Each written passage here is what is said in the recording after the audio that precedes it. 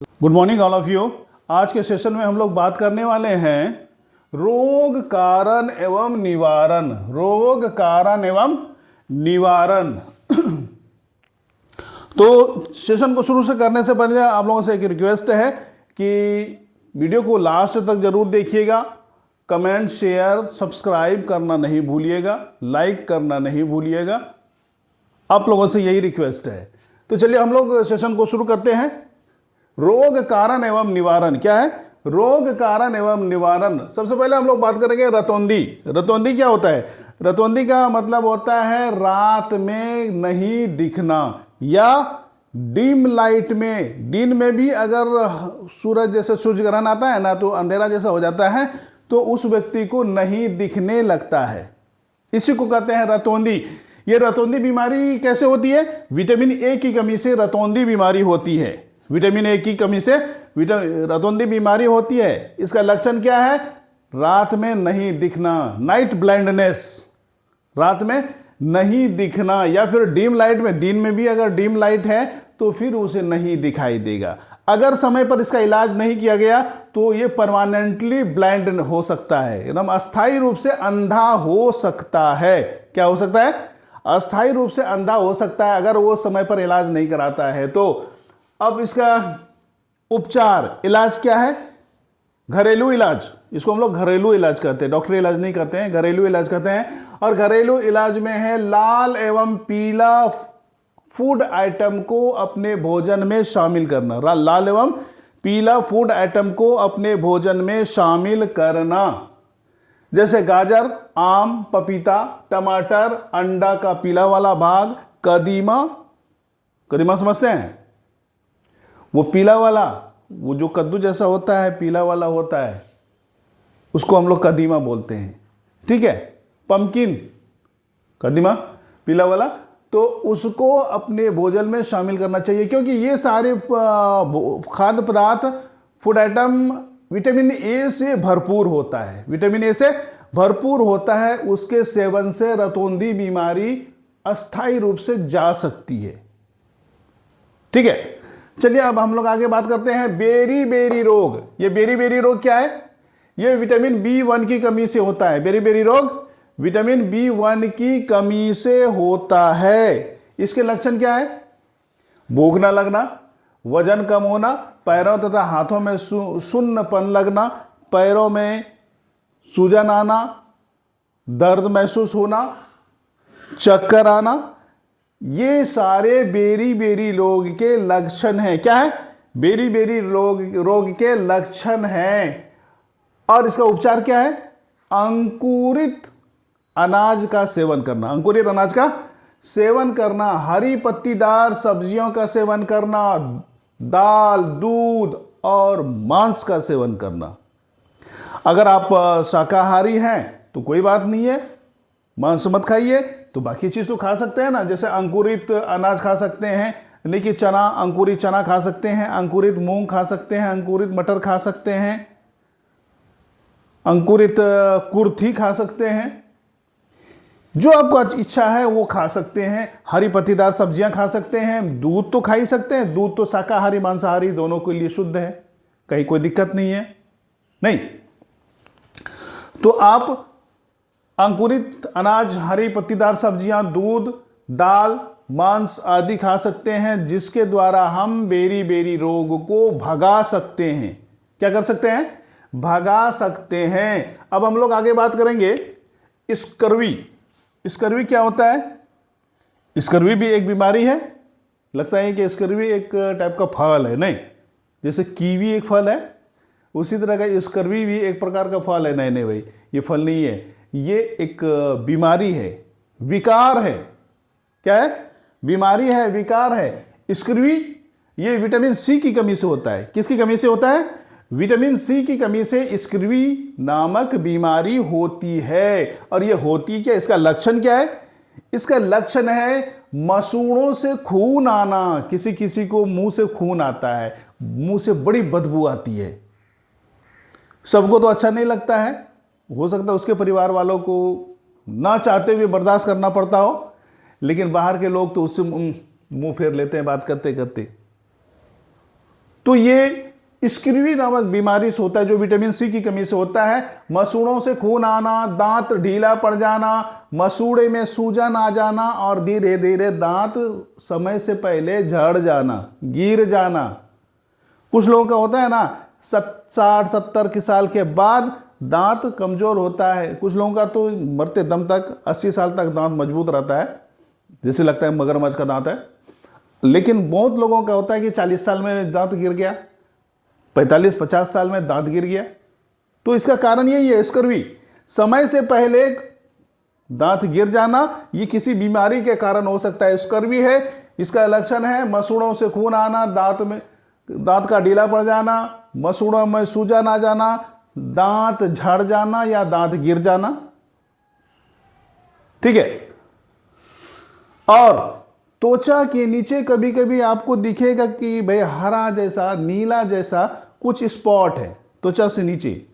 भाई देखिए, बुरा मत मानिएगा, जिसका स्किन वाइट होता है ना उसको आसानी से पता चल जाता है, और जिसका स्किन वाइट नहीं होता है उसको पता नहीं चलता है। तो बाकी दूसरा सिम्टम है, तो त्वचा के नीचे नीला नीला स्पॉट दिखना, यानी कि वो धीरे धीरे खून लगता है कि वहां पे जम गया हो। ठीक है। नीला स्पॉट दिखना, थकान और कमजोरी महसूस होना। क्या होना? थकान और कमजोरी महसूस होना। चलिए भाई, आपको खून अगर स्पॉट नहीं दिखता है तो थकान तो महसूस होगा, कमजोरी तो महसूस होगी। कमजोरी किसको कहते हैं? जब हम काम करते हैं तो बहुत जल्दी थक जाते हैं, हमारे शरीर से जो ऊर्जा होती है वो ऊर्जा बहुत जल्दी खत्म हो जाती है। ऊर्जा किसको कहते हैं? काम करने की क्षमता को ही तो ऊर्जा कहते हैं। काम करने की क्षमता को ऊर्जा कहते हैं। तो ऊर्जा हमारे शरीर से बहुत जल्दी खत्म हो जाती है, जिसलिए थकान महसूस करते हैं। तो ये लक्षण है स्कर्वी का। क्या लक्षण है? स्कर्वी का ये लक्षण है थकान और कमजोरी महसूस करना। तब इसका इलाज है क्या भाई? इसका इलाज है रसदार फल, सिट्रस फ्रूट्स। रसदार फल, जैसे रस किस में निकलता है? नींबू में निकलता है, आंवला में निकलता है, संतरा में निकलता है, टमाटर में निकलता है। तो इन सारे फलों का सेवन करना चाहिए। ये रसदार फल है जिसमें विटामिन सी की प्रचुर मात्रा होती है। विटामिन सी की प्रचुर मात्रा होती है। आंवला में जबरदस्त है, नींबू में है, संतरा में है। इस सब में विटामिन सी प्रचुर मात्रा में है। और विटामिन सी क्या करता है? बॉडी के इम्यून सिस्टम को भी मजबूत करता है। ठीक है। ये कोरोना जो हुआ था ना, कोरोना के समय डॉक्टर का सलाह था कि भाई ज़्यादा से ज़्यादा आप लोग संतरा खाइए, ताकि आपके बॉडी का इम्यून सिस्टम स्ट्रांग होगा और जो कोरोना वायरस है वो उससे आपका शरीर लड़ने में सक्षम हो जाएगा। तो थकान और कमजोरी महसूस होना, उसका उपचार क्या है? रसदार फल का सेवन करना, जैसे नींबू, आंवला, संतरा, टमाटर। और दूध को भोजन में शामिल करना। दूध तो हर बीमारी की दवा है, यानी milk is a balance diet. Milk is balance diet. दूध संतुलित आहार है, इसलिए दूध तो सबको हर हाल में पीना चाहिए या दूध का सेवन करना चाहिए। और इस तरह से हम स्कर्वी नामक बीमारी से निजात पा सकते हैं। ठीक है। उसके बाद हम लोग चलते हैं रिकेट। रिकेट क्या होता है? जैसे ऐसा नहीं है कि क्रिकेट बोल रहे हैं, रिकेट, क्रिकेट नहीं, रिकेट। क्या करते हैं? रिकेट बोल रहे हैं। रिकेट ये विटामिन डी की कमी से होता है। किसकी कमी से होता है? विटामिन डी की कमी से रिकेट होता है। ये एक बीमारी है, खेल नहीं है रिकेट या क्रिकेट, ये बीमारी है। रिकेट ये विटामिन डी की कमी से होता है। विटामिन डी की कमी से होता है। और इसका लक्षण क्या है? इसका लक्षण है हड्डियां पूरी तरह से विकसित नहीं हो पाती है। अगर बच्चे मां के गर्भ में है और मां को विटामिन डी की कमी हो रही है तो उस बच्चे को भी विटामिन डी की कमी होगी और उसकी हड्डियों का पूरी तरह से विकास नहीं हो पाएगा। समझ गए? उसका पैर, कभी कभी हम लोग देखते हैं अपना समाज में, बाजार में, गांव में या फिर जहां भी हम लोग रहते हैं, देखते हैं कि कुछ लोगों का पैर इस तरह से होता है, ऐसे ऐसे दोनों पैर धनुष जैसा। तो किस कारण से होता है? विटामिन डी के कारण से। विटामिन डी की कमी के कारण उसको गर्भ में जब था तो उसको विटामिन डी पर्याप्त मात्रा में नहीं मिला, उसकी माँ को भी विटामिन डी की कमी थी, जिसकी वजह से बच्चे में वो विटामिन डी ट्रांसफर नहीं हो पाया और फिर उसका हड्डी का पूरी तरह से विकास नहीं हो पाया, इसीलिए उसका पैर धनुष जैसा हो गया। किसी किसी का हाथ भी होता है टेढ़ा, तो वही विटामिन डी की कमी के कारण होता है, उसके पैरों की हड्डियों का विकास नहीं होता है, जिसके कारण उसे बोझा ढोने में तकलीफ होती है। बोझा ढोने में तकलीफ होती है क्योंकि बोझा हम सर पे लेंगे लेकिन वेट तो पड़ेगा पैर पे ही ना, तो बोझा वजन ढोने में, कोई सामान ढोने में तकलीफ होती है, दर्द होता है। अब इसका उपचार क्या है? अब इसका उपचार सबसे बढ़िया और फ्री वाला उपचार है, इससे बढ़िया फ्री वाला उपचार किसी बीमारी का नहीं है, और वो है नियमित धूप सेकना। धूप मतलब सूरज के धूप के नीचे बैठना। थोड़ी देर बैठ जाना चाहिए, जैसे ठंडी का मौसम आता है तो धूप अच्छी लगती है, तो उसमें नीचे 1 घंटा आधा घंटा जितनी ज़रूरत हो इस हिसाब से आप बैठ जाइए, ताकि वो सूरज की किरण में वो तासीर होती है, सूरज की किरण में वो तासीर होती है कि आपके अंदर विटामिन डी को डेवलप करने की क्षमता बढ़ा देती है। विटामिन डी के डेवलप करने की क्षमता को बढ़ा देती है। ये सूरज की किरणों में इतनी तासीर है। क्या है? सूरज की किरणों में इतनी तासीर है कि आपके शरीर में विटामिन डी की क्षमता को, यानी कि विटामिन डी क्रिएट करने की क्षमता को बढ़ा देता है, और फिर हमारे शरीर को विटामिन डी मिल जाता है पर्याप्त मात्रा में। इसलिए से यानी कि जो एसी में या फिर छांव में बैठकर काम करते हैं, उसे कभी कभी धूप में भी निकलना चाहिए आधा घंटा के लिए। धूप सेकना ज़रूरी है, तब आपको फ्री में विटामिन डी आपके शरीर में डेवलप हो जाएगा।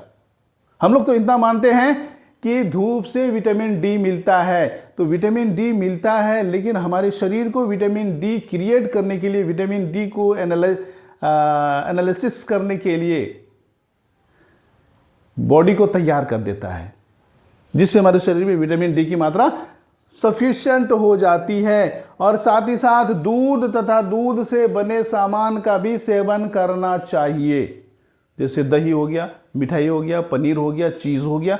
दूध और दूध से बने सामान का भी सेवन करना चाहिए। अंडा और शरीफा, क्या शरीफा एक फल होता है ना, जिसको हम लोग सीताफल कहते हैं। शरीफा एक फल होता है जिसको हम सीताफल कहते हैं, उसका भी सेवन करने से विटामिन डी प्राप्त होता है। तो आज का सेशन कैसा लगा कमेंट करके जरूर बताइएगा।